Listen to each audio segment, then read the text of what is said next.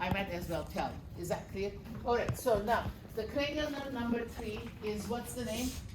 Oculomotor, oculomotor, all right? So it's one of the EOMs, like cranial number 3, 4, and 6. All right, so cranial nerve number 3 has 3 functions. You know how I remember? Because 3, 3. Cranial nerve number 3 has 3 functions. Is that easy to remember? All right, so in other words, like all of you have to know the 3 functions. Is that clear? So one function is focus and accommodation. Focus and accommodation. All right, so what is focus? Well, obviously, like if I'm telling you, okay, so look at the tip, Carla, look at the tip of this pen. All right, so that I'm coming closer and closer and closer. And what is she doing? Her eyes converge, converge. What is converge? Her pupils are coming towards her nose. Why? Because like I'm coming as closer to her, she's like, you know, focusing on the tip of marker. Is that clear? Okay, so what is this? Every time like I'm coming forward, what is she, the pupil doing? Converging. What does converging mean? Accommodating. Does that make sense? So like, because like she knows that I'm coming forward, okay, like, you know, I have to accommodate because like, okay, she's coming closer to me. Is that clear? And then this material is coming close to her eyes also. What is this? Accommodation. So how is she accommodating? Or her pupils are converging. What does converging mean? Like it's getting closer to the nose. Is that clear, guys? So the reason that that movement happened to accommodate my movement is because of cranial number 3. Is that clear, guys? So only cranial number 3. Okay. So if I tell like Carla, look at this, I'm not moving. I'm just like looking. You look. I'm not moving, but like I'm kind of fixed. So what is she doing? Like she's focusing. Still, the pupils are converging. Who's doing this? Cranial number 3. Is that clear? So both accommodation and focus is done by cranial number 3. So when is the accommodation? When I'm moving. When is the focus? Obviously, when I'm moving, there is accommodation and focus. I mean, she's focusing and then accommodating. She's doing both. But when I'm stationary and then like she's looking at the tip of the marker, so she's only focusing because there is no need for accommodation. I'm not moving. Is that clear, guys? All right. Who does this? Cranial number 3. Okay, guys. So you have to know this. This is one of the works of the cranial nerve number 3. The second work of cranial nerve number 3 is pupil constriction. Pupil constriction. All right, so pupil constriction. What is pupil constriction? So how am I going to be testing pupil constriction? The pupil is going to, remember the pupil is a window, right? So the pupil is a window. It opens and it closes. Why it opens and it closes? Let me test you. Like who helps that pupil to open and close? It has to be a muscle. Otherwise, it doesn't move. Last week we learned it was the second layer. Ciliary body. Ciliary body is muscle. It's the second layer. Okay, so the first layer was cornea and sclera. The second layer was, okay, so what was the ciliary body, iris, and what is it? Look at it. Huh? Retina? No, retina is the third level. The lens? No. The lens is the second layer, also choroid. The posteriorly it was choroid, remember? All right, so yeah, so the lens, the pupil opens and closes. So if it is too much light, what do you think? What are you going to do to the window? Open it or close it? Close it. So close it because it's too much light. What is the brain saying? This is too much light. I don't want the light. So what is the pupil going to do? Constrict. Why? Because I don't want too much light. Who's helping the pupil to constrict? There has to be a muscle to do it. Remember? Who is it? Ciliary body. So don't forget. Ciliary body is a muscle, so it does the movement. For that reason, the pupil, like a window, opens and closes. Is that clear, guys? Are you visualizing? So this is the second layer, okay, guys? And so if there is too much light, what are you going to do to the window? Close it because it's too much. Too much. So you close it, all right? So for that reason, if we're going to be putting the light on the pupil, so what are you anticipating to happen to the pupil? Constrict. So obviously, like, you know, we're not ophthalmologists, optometrists either. So why do we do that? Like, why is it helping us? Like, we're not as high as specialists.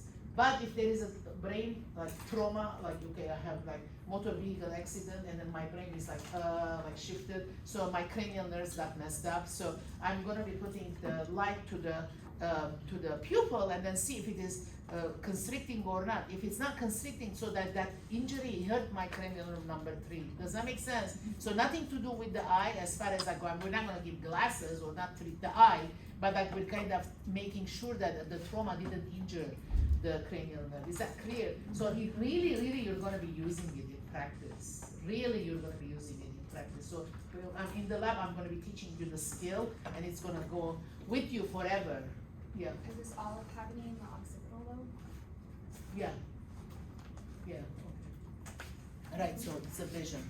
Okay, so the pupil constriction. So the pupil constriction is like, you're kind of giving the light, and as a result of the light, so what's happening to the pupil? It's constricting. Is that clear? So one thing we're going to be learning in the lab, so I'm not going to be putting my pen when we're doing the lab. We have to have a barrier, but like this is my barrier. Okay, so if I'm putting the light to Carla's eye, so this is the left eye. So obviously I know that the left eye is going to be constricting, right? Because it got the light. So then I put this light here, and I'm looking to the right eye. What should the right eye do? Huh? Constrict too. Mm-hmm. Constrict too. So when the light is on top of the left eye, so what is that? It's direct constriction. So what is when the light is here, but like I'm looking to the right eye, the right pupil is constricting. What is that? Consensual. Is that clear? What is consensual? It's the light is not there, but the right pupil is responding because the light is on the left. So what does this mean? Both eyes work together. Is that clear? So even if the light is on one eye, and then the pupil constricts, and then the other one constricts too. So they don't work like independently, they work in unison. All right, so if you put the light, like, okay, so Jacob, I put the light on your left, and then so there is a, why am I putting barrier here? The barrier shouldn't be my hand, so like, don't learn this part. So I'm not teaching something wrong, because it has to be a barrier. For that reason, there is a barrier in your list. So the barrier has to be here. Okay, so if I put the light here and then it's constricting, then I'm looking at the light is here, I'm looking here, and this one didn't constrict, there is cranial nerve number 3 damage. Is that clear? Okay, so yeah, if one constricts, the other one doesn't constrict, that's not good. Cranial nerve, there is a damage. So normally they should Work together. Yeah. Okay. So if the light is only one, so the same thing happens with the darkness. If you're dark, now the pupil has to dilate because you need more light. So in other words, like even if like I have a patch here, and then if I'm in dark, and then this one is sensing and it's dilating, the one under the patch dilates too. Does that make sense? So they have to work in unison. So if they're not working in unison, that's bad, because cranial nerve number 3 is damaged. Is that clear, guys? So we're gonna kind of practice this in the lab with the real barrier and then with the real pen light. Okay, so that's there, and then there is some steps here I'm gonna be teaching in the lab. Okay, so the third one is the lid lag. I think you're hearing a lot like thyroid eye disease in the commercials. Okay, so it's the lid lag. Okay, so what is this lid lag? Okay, so now when I'm doing the EOMs, so what is it? Like 1, 2, 3, 4, 5, 6. All right, so now I do like, Valerie, look up and down. Okay, what did she do? She looked up, and then so the lid opened, the eyelid opened, and then totally the eyelid closed, right? Okay, so this one, like the 7 and 8, okay, this is only cranial nerve number 3. Is this clear, guys? So in other words, the up and down, we marry it to the EOMs, because like already kind of we're testing, like look at here, look at here, look at here, look at here, look at here, look at here, and then on the end, what do I say? Look up, look down. All right, so I marry this with the EOMs because it only makes sense. Am I making sense, guys? All right, so now, so if there is thyroid eye disease, there is another commercial, like a lot of commercial. I'm sure you saw it. You didn't see it?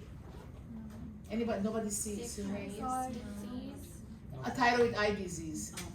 Okay, you can Google because the other students did it. Like, I'm talking.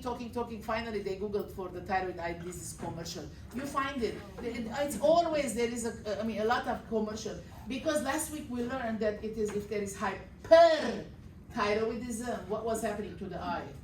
It was bulging out, right? So imagine like when we saw on the picture here, like it was like very prominent, the eyes like coming as if it's gonna come out after orbit. But always remember, it takes time for that eye to look like that. It didn't happen in one day. Does that make sense, guys? So when I say, okay, look up and then look down, and then so if there is thyroid eye disease and eye is bulging out, the lid doesn't cover. Does that make sense? Like this is a very simple test to check whether the pupil is bulging out or not. Okay, guys? So the lid that is closing, it is like the job of cranial number 3. Is that clear? So no lid lag. What is lid? The eyelid. What is lag? It's not that, it's like as if like there is a jet lag, right? So lid lag. The lid is lagging. It doesn't cover the whole thing. It's late, in other words. Does that make sense? Why is it late? Because probably the eye is bulging out. All right, so that's only one reason. I mean, there can be that if the cranial number 3 is damaged, even if there is no hyperthyroidism, it's not gonna close the lid. Is that clear, guys? So these are the three functions of the cranial nerve number 3. Okay, so we talked about the retina. What is the retina?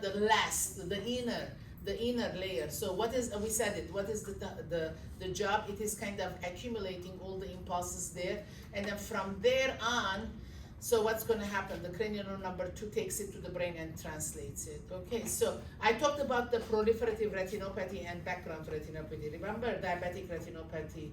Remember? Okay, so and then, so older adults, look what happens here.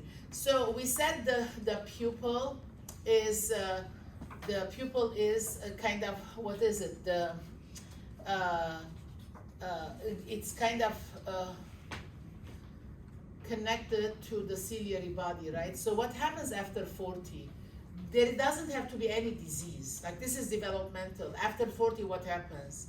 Like we're wearing glasses, right? Okay, so, and then so like, well, what does that mean? Like why am I wearing glasses? Because it's developmental change. It's not a disease. Does that make sense? So the ciliary body becomes like weak. So what does it do? It cannot accommodate. It cannot accommodate adequately. Is that clear? So if it's not accommodating, so we're seeing things blurry. But it's not a disease. It's like developmental change. Is that clear? All right. So what is that called? Presbyopia. Presbyopia. What is like? Remember Presbyterian? Presbyopia. Okay, optic. Okay, because next week we're going to learn presbycusis, because hard of hearing because of age. Okay, it is not disease, it is developmental. Am I making sense, guys? Oh, okay. All right, so I'm gonna go here. What is this?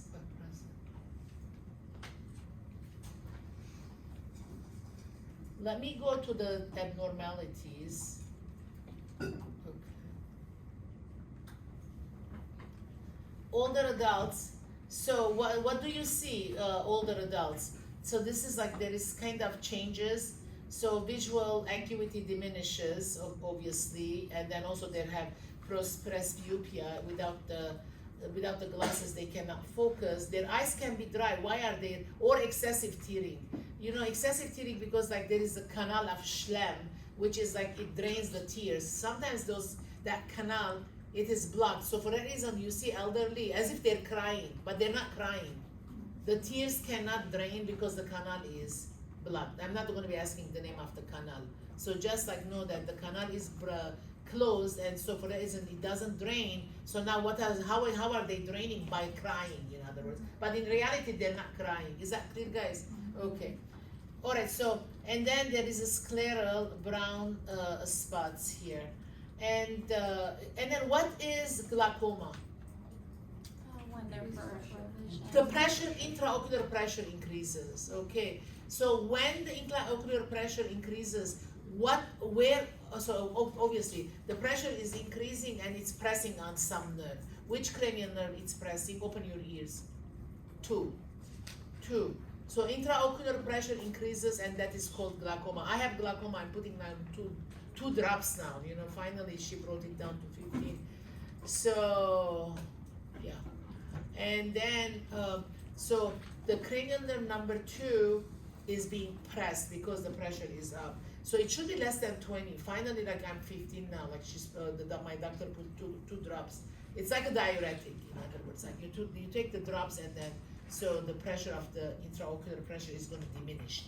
So even though yeah, it's long story. Some of us, a little bit of cranial nerve number 2 is damaged, and I'm telling my doctor I don't see any changes in the vision. She said even if there is no symptom in the change in the vision, doesn't mean that the nerve is not affected. Okay, so in other words, like I'm under very close supervision. So now, when the cranial nerve number 2 is affected, so cranial number 2 is optic, right? So it is responsible for our vision. So how many visions do we have?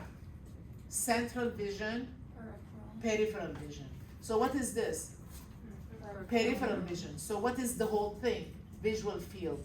Alright, so what is the whole thing? Everything in here I should see. Is that clear, guys? So what is this? Peripheral vision. What is this? Coming.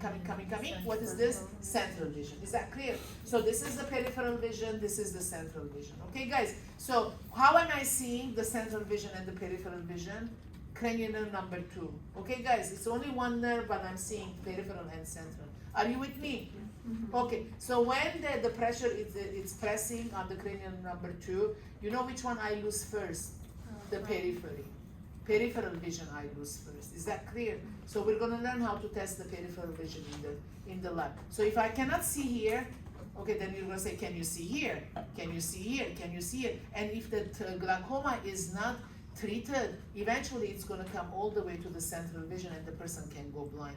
Believe it or not, in the world, there are people still going blind because untreated glaucoma. Is that clear? So it's very devastating. I had one patient, like I used to do annual physicals for healthy people, healthy check, and then there was this woman, like very nice woman from India, and then she said, you know, like my father in India, I had glaucoma, and we never put like drops, and now he's totally blind. If I bring him here, are they going to be fixing? But like, if it's blind, it's blind. Like if the cranial nerve number 2 is dead, you cannot revive. Does that make sense? So in other words, this thing didn't happen in one day though, right? So yeah, I don't know, like in America, like how much blindness is related to untreated glaucoma, and then the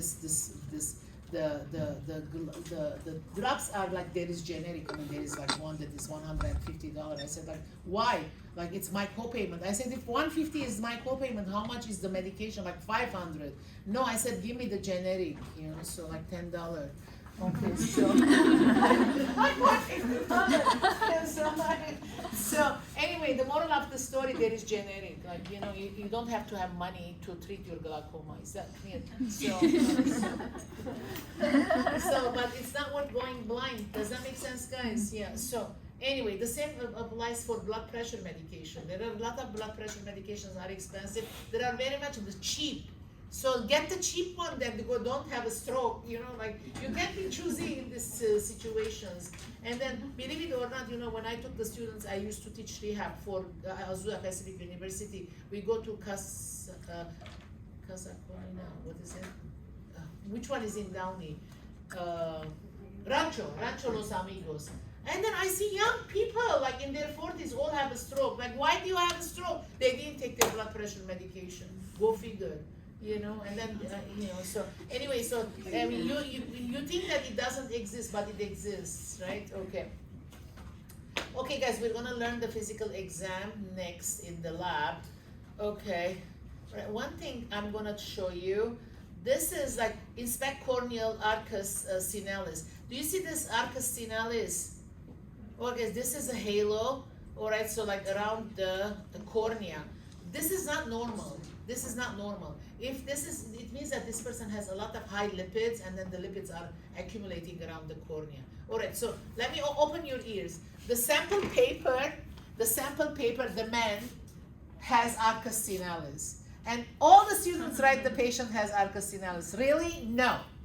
No. So don't copy it. So arcus finalis is not normal. Is that clear?